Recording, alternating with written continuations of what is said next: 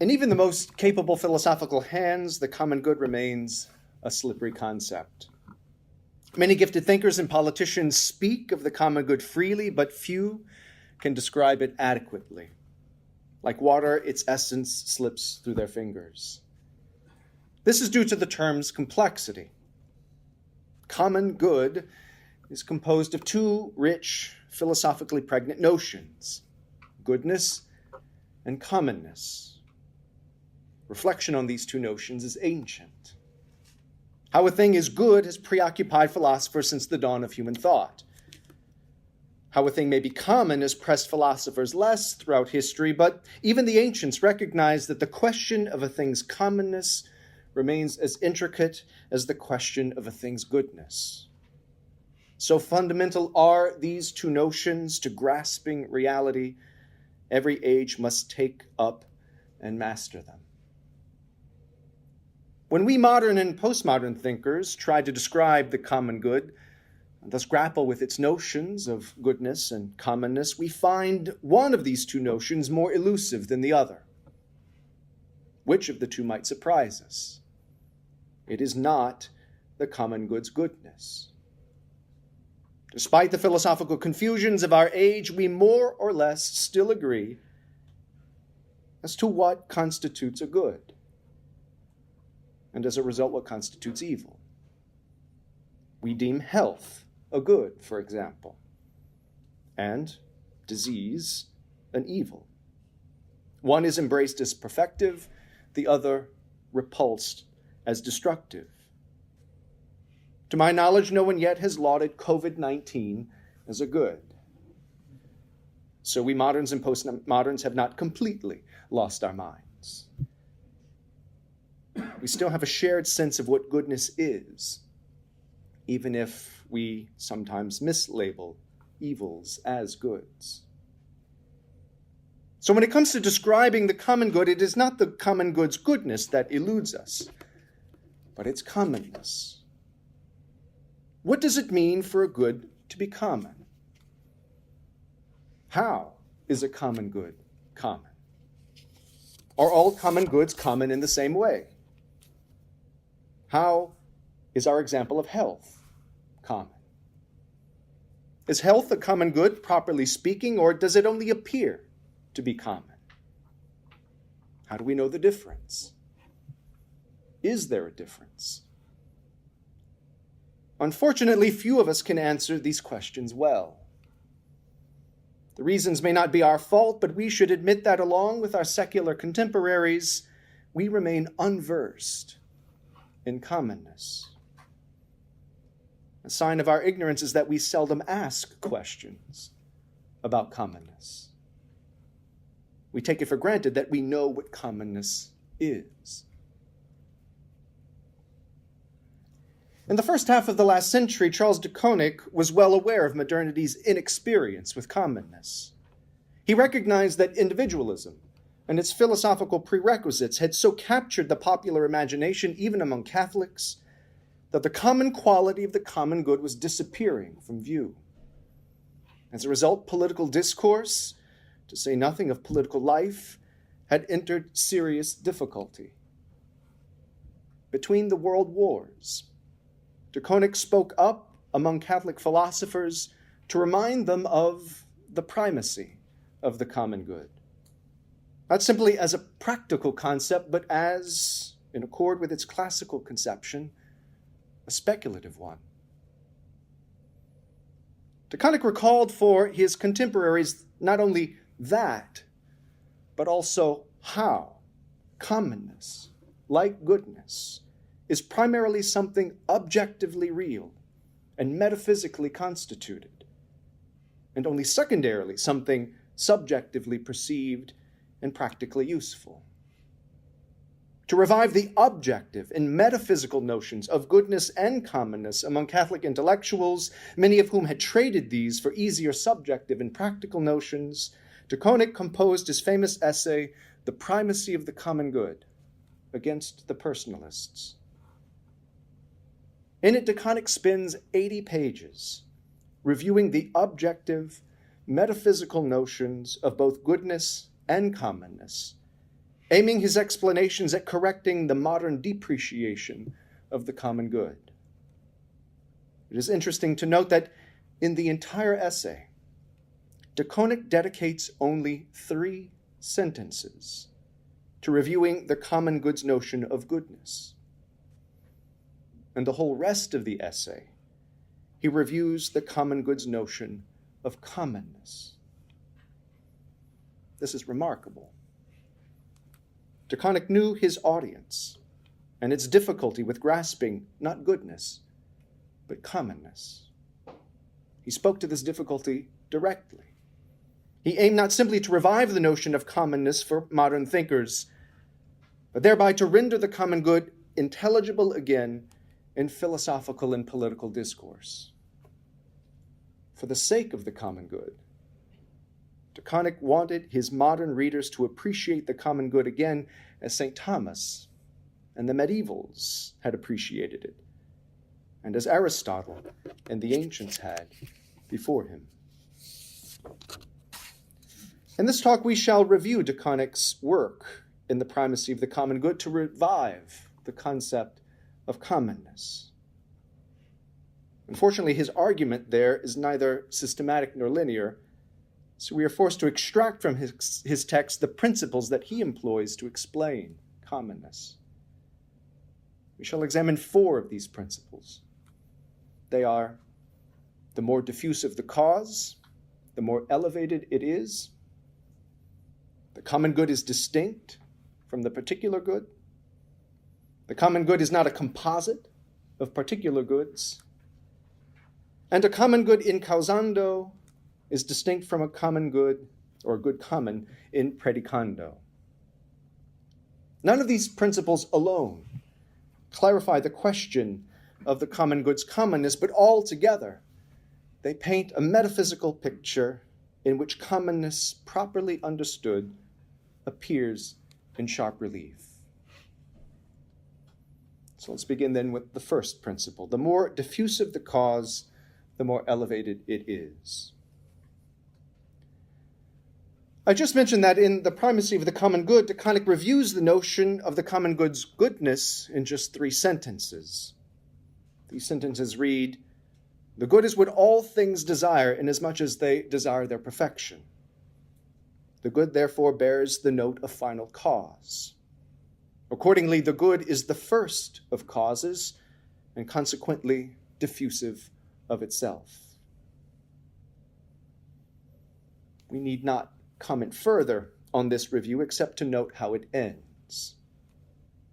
The last of the good's qualities that de Koninck mentions is the good's self-diffusion. This is significant, because where de Konink's review of the common good's goodness ends, his review of the common good's commonness begins. It is precisely in the good's self-diffusion that de Koninck locates the good's potential to be common. The first step, then, that de Koninck takes towards describing the commonness of the common good correctly is to note that not all goods, as final causes, diffuse their goodness to the same extent. Some goods communicate their goodness widely to a number of effects, while others diffuse their goodness narrowly to only a few, or even to just one effect. As a result, goods rank themselves naturally in a complex hierarchy according to the extent or reach of their self-diffusion. Within this hierarchy, widely diffusing goods rank higher than narrowly diffusing goods. To underscore this point, de Koninck quotes from Aquinas' commentary on Aristotle's Metaphysics. "It must be acknowledged that the higher a cause is, the more it extends its causality to many. A higher cause, thus, has its own proper higher effect, which is more common and is found in many things." What de Koninck derives from Aquinas' observation here is a simple syllogism that describes the commonness of higher causes. The higher a cause is, the greater its diffusion. The greater a cause's diffusion, the more beings it affects. Consequently, the higher a cause is, the more beings it affects, or the more common it is. To climb the scale toward higher causes, therefore, is to climb toward increasingly common causes. Common here emerges as a term denoting the extension of a thing's goodness as a final cause to two or more effects. The goodness of the thing is common to its multiple effects. Once Taconic draws speculative attention to the metaphysical ordering of higher and lower causes, he makes a practical observation. Because higher causes extend themselves more widely than lower ones, they demand a higher and nobler love from their participants. Taconic presses this claim by citing a long passage from Aquinas' commentary on the Ethics. In this passage, Aquinas accounts for Aristotle's assertion that statesmanship ranks highest among the practical sciences. It is clear that every cause, inasmuch as it is stronger and more important, extends itself to many proper effects.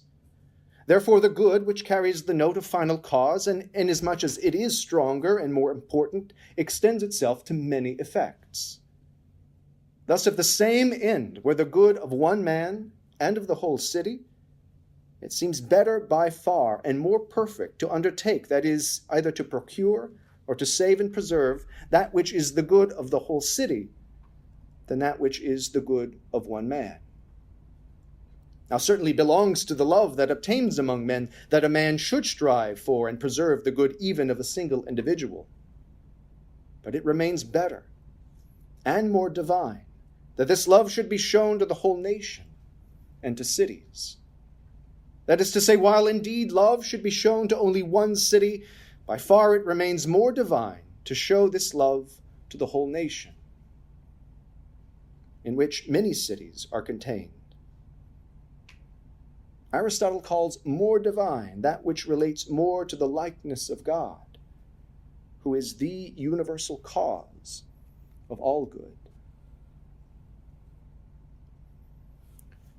Within this text, Taconic finds Aquinas' rationale not only for considering higher goods better and nobler and thus more lovable than lower ones, but also for distinguishing common goods from particular goods. To this end, this passage from the Ethics commentary provides Taconic a key principle. For Aquinas, the universal extension of higher goods carries an air of divinity. For Taconic, however, a good's universal extension establishes a more basic point. The common good differs from the particular good, Taconic writes, according to this very universality. In keeping with the ontological character of his study, Taconic identifies in the universal extension of higher causes the metaphysical principle that distinguishes a common good from a particular good. That brings us then to our second principle. The common good is distinct from the particular good. Taconic's identification here of a metaphysical distinction between common and particular goods is important, if only because the metaphysical distinction is not obvious at first glance. The logical distinction between these goods is much more likely to catch our attention. For example, it is impossible to mention the common good without also calling to mind the particular good, at least indirectly. The same is true when calling to mind the particular good. Its mere mention evokes the common good. This occurs because each kind of good carries the notion of the other by way of negation. To be common is not to be particular, and to be particular is not to be common.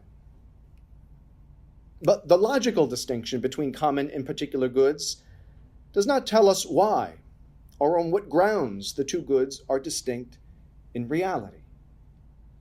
We may suppose that their real distinction has something to do with the number of participants attracted to the good, either one participant or more than one, but this explains the distinction only externally.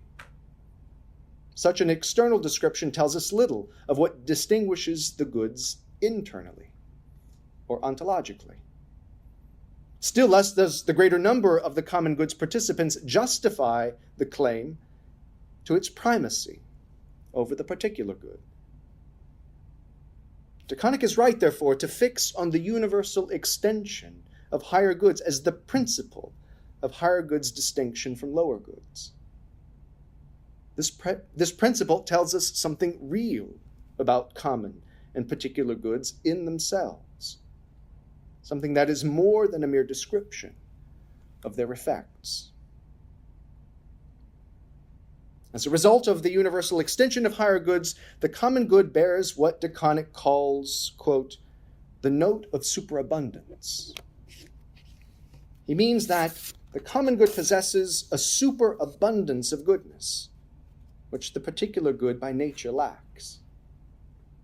Numerically one, the particular good is capable of extending its goodness only to a single effect or participant, because interiorly its goodness is minimal, a quality that as a final cause restricts its extension. The particular good can by nature satisfy only one beneficiary. By satisfying one beneficiary, the particular good cannot for that fact satisfy another. My ice cream cone is mine, for example, and no one else's. Also numerically one, the common good is by contrast capable of extending its goodness to many effects or participants, because interiorly its goodness is abundant, a quality that as a final cause increases its extension. The common good can by nature satisfy many beneficiaries at once. By satisfying one, therefore, the common good is not for that fact prevented from satisfying others. The good of my family is mine, for example, but it is not mine alone. The good of my family belongs also to the other members of my family. While mine, the good of my family is also ours.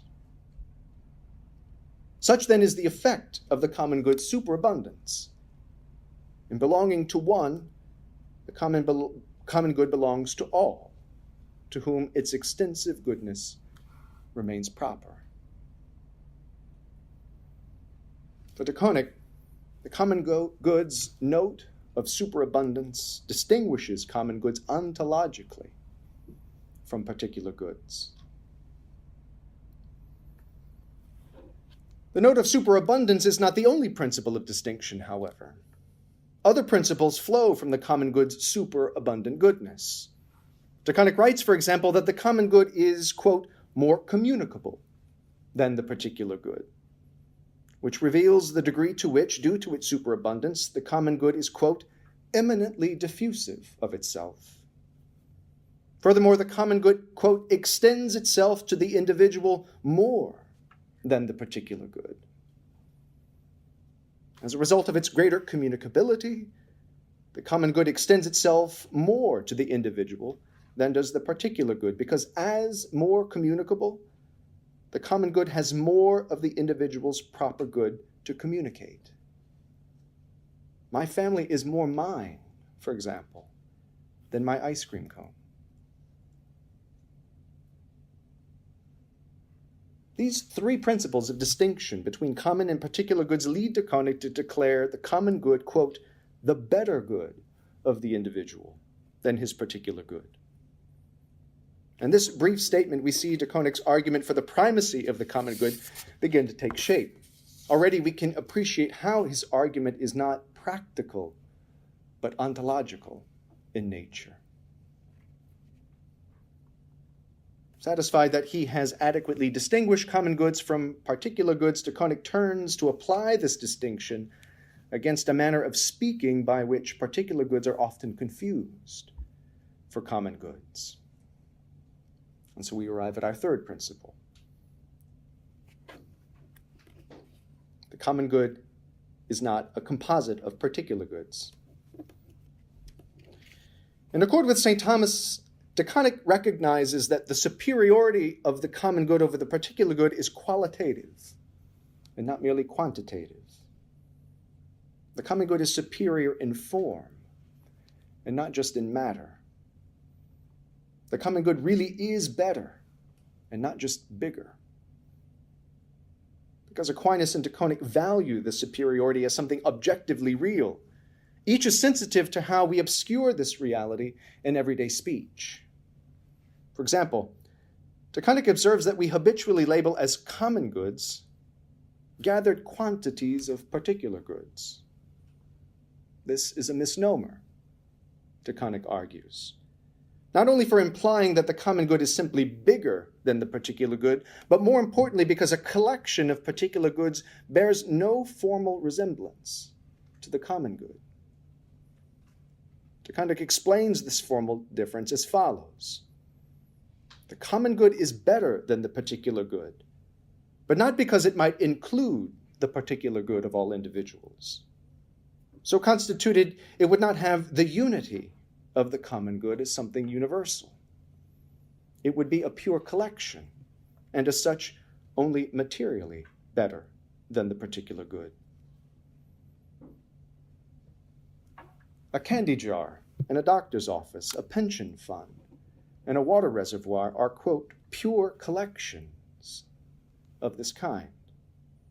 We routinely call these collections common goods because, as the source of particular benefits enjoyed commonly by individuals, the collection itself appears as a good common to its beneficiaries. But as Taconic explains, the collection only appears to be common. In reality, it is not, strictly speaking. While these collections may produce common effects, content children in a waiting room, for example, these collections are not formally common. They lack the principle distinctive of common goods properly so called, which is a unity that diffuses its goodness universally. Unlike a common good, a pure collection of particular goods does not constitute a unity capable of diffusing its goodness wholly and universally to its participants. Instead, as an aggregate of particular goods, a collection diffuses its goodness by dividing and dispersing the goods that it collects. Thus, what attracts individuals to the candy jar, the pension fund, and the water reservoir is not a single common good, but rather a multitude of particular goods. The jar's many pieces of candy, the fund's monthly disbursements, and the reservoir's numerous gallons of water. Hence, despite our casual use of the term common good to refer to these kinds of goods, Taconic insists that we not confuse a collection of particular goods with a common good. When examined closely, we should notice that a collection differs only materially or quantitatively from the singular particular goods that it collects. The collection is simply more of the particular good. Formally or qualitatively, one particular good and a collection of particular goods remain identical. For the goodness each diffuses carries the note of particularity. There's nothing formally common about either a single particular good or a collection of particular goods. Qualitatively similar to the particular good, therefore, a collection of particular goods remains qualitatively dissimilar to the common good. Taconic reinforces the formal distinction between a common good and a collection of particular goods by highlighting the former's wide communicability. He writes, "The common good is better for each individual who participates in it insofar as it is communicable to other individuals. Communicability is the very reason for its perfection. As the common good diffuses itself, it communicates its abundant goodness, whole and undivided, to each and all of its participants equally. This is in contrast to the particular good, which communicates its limited goodness only to one. DeConnick explains that the breadth of communicability is so integral to the reality of a common good that unless one embraces the common good as widely communicable, he does not embrace the common good fully. The individual does not attain the common good under the very note of common good, DeConnick writes, unless he attains it as communicable to others. In other words, one cannot desire and enjoy a particular good and a common good in the same way. Each must be loved according to its formal and not simply its material quality. The particular good is properly desired and enjoyed as particular. Likewise, the common good is properly desired and enjoyed as common.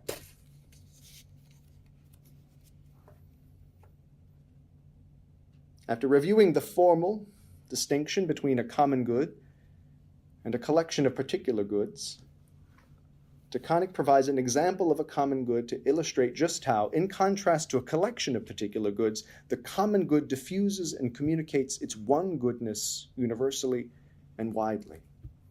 The example that DeConnick chooses is the common good of the family. The good of the family is better than the particular good, DeConnick writes, not because all the members of the family find their particular good in it. Rather, the good of the family is better because for each of its individual members, it is also the good of the others. DeConnick clarifies here that the family is not like a candy jar or a pension fund, a collection of particular goods out of which individuals commonly draw their particular lot. Rather, as a common good properly so called, the good of the family constitutes a single good that extends and communicates itself whole and entire to all of the members of the family at once. For that reason, unlike a collection of particular goods, the family need not be divided in order for its good to be enjoyed by family members. Rather, the good of the family belongs to each member such that the whole good is entirely one member's and also entirely another's. By belonging wholly to all members, the good of the family as one good is commonly distributed to them and thus commonly held by them.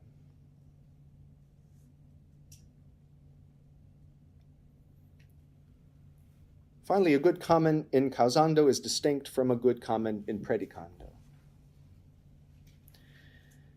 Collections of particular goods are not the only kind of good that can appear common. St. Thomas himself applies the term common good widely to all sorts of goods that appear to generate common benefits.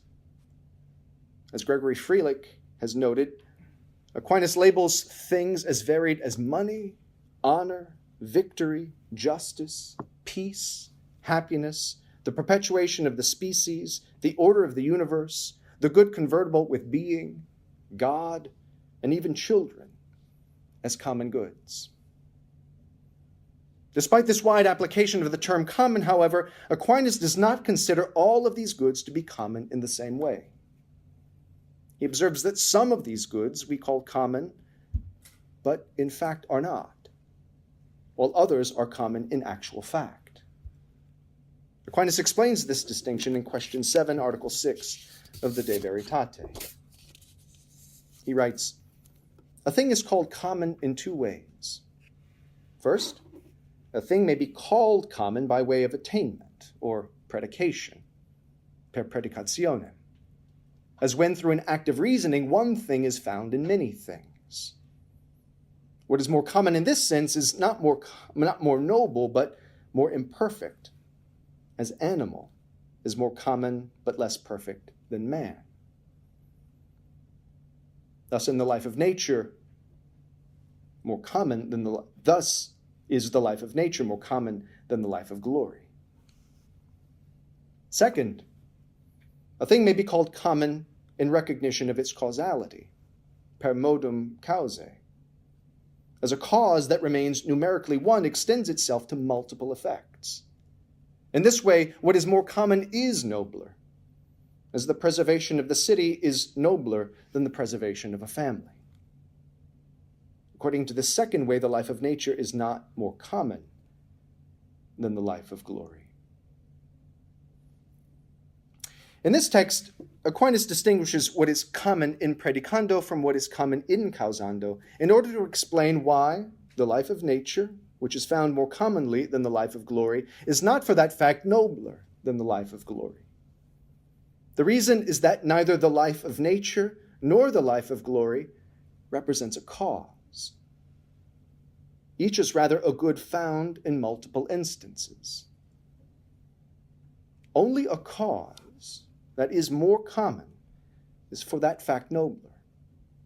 As common, it is nobler because it extends itself to more effects. Because they are not causes, Aquinas concludes. The life of nature and the life of glory are common in some other sense, according to which what is more common is in fact inferior to what is less common.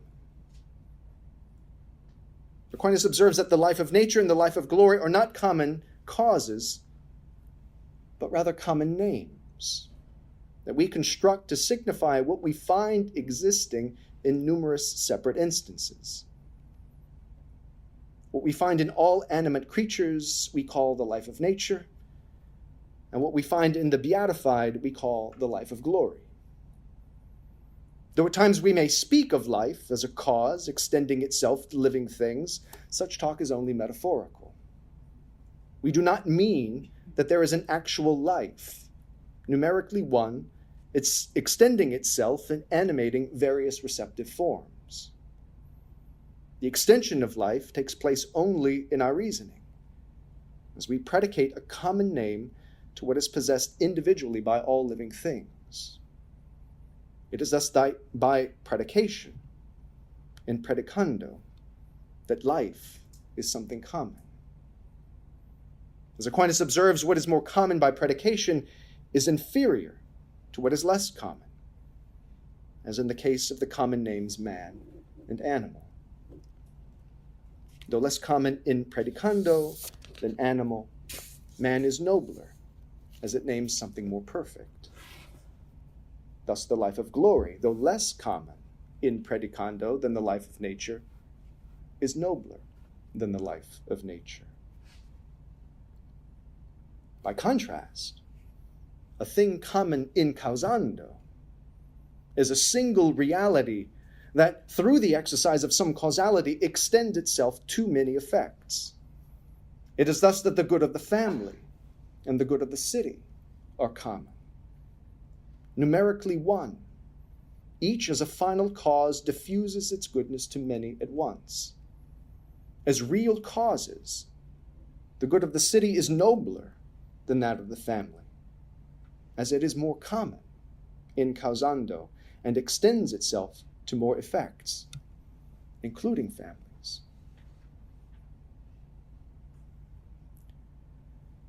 This distinction is crucial for understanding the heart of De Koninck's project of reviving a classical sense of commonness for a modern audience. In defending the primacy of the common good, De Koninck means to exalt, above the particular good of the individual, goods common in causando, and not goods merely common in predicando.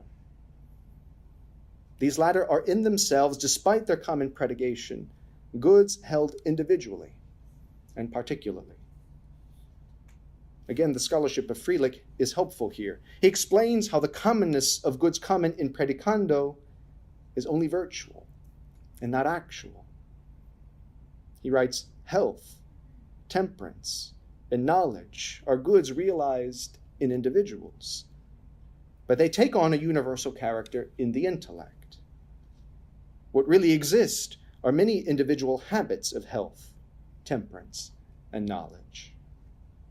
In other words, unlike goods common in causando, goods like health, temperance, and knowledge are not goods numerically one that many can pursue at once.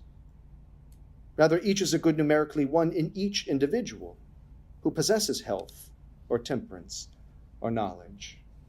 In a group, therefore, there exists not one health, one temperance, or one knowledge, but individuals who are healthy, temperate, or knowledgeable.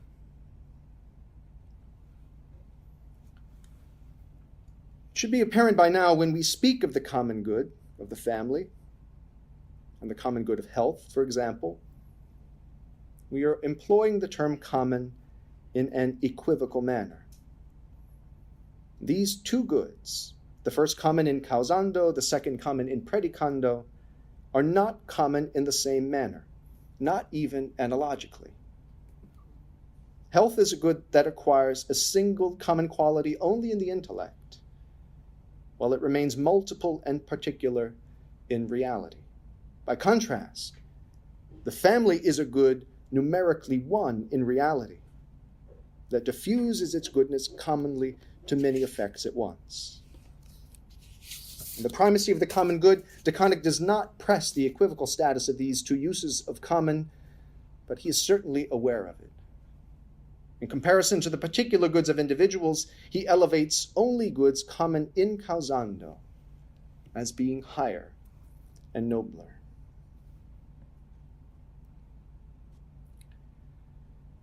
Before closing, it is important to know that predicating as common something not causally common does not represent an error in reasoning or in speech. We don't have to, well, actually, our interlocutors, every time they call health or truth or virtue a common good. Because we can distinguish goods common in predicando from goods common in causando, we can employ both modes of attribution intelligently, aware of the kind of commonness that we are treating in a given instance. And so to conclude, commonness becomes philosophically less slippery once we understand how it is metaphysically constituted. Commonness is an ontological reality, and not just a logical or practical one. Commonness is in things, and not just in their effects. Commonness introduces real diversity into created being and created goodness. And it is this metaphysical diversity written providentially into things that introduces moral diversity into human life. Commonness is not only the ontological foundation of family and political life, it constitutes the ladder on which the intellectual creature climbs knowingly and lovingly to God. For the sake of our natural and supernatural happiness, therefore, it is crucial that we master the concept of commonness again. St. Thomas and his faithful interpreters provide us the intellectual tools necessary for this revival.